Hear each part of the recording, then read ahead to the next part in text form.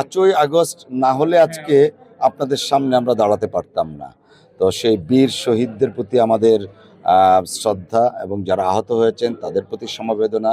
আর সর্বোপরি প্রতিক্রিয়া হচ্ছে যে একটা নতুন এবং পরিবর্তিত বাংলাদেশের বিনির্মাণের জন্য আমাদের পার্টির চেয়ারম্যান জনাব তারেক রহমান সাহেবের নেতৃত্বে আমরা কাজ করছি।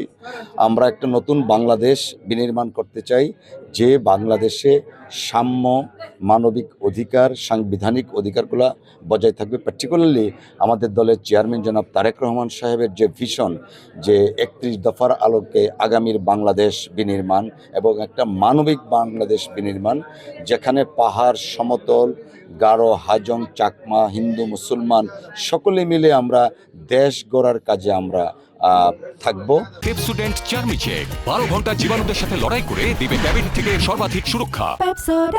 আমাদের বাংলাদেশ সবার আগে বাংলাদেশ, এই স্লোগানটাই ছিল আমাদের নির্বাচনী স্লোগান এবং জনাব তারেক রহমান সাহেবের নেতৃত্বে আমরা আগামীর বাংলাদেশ গড়ে তুলব, যে বাংলাদেশে প্রত্যেকটা নাগরিকের সমান অধিকার থাকবে, আইনের শাসন কায়েম হবে এবং ন্যায় বিচার প্রতিষ্ঠিত হবে ইনশাআল্লাহ।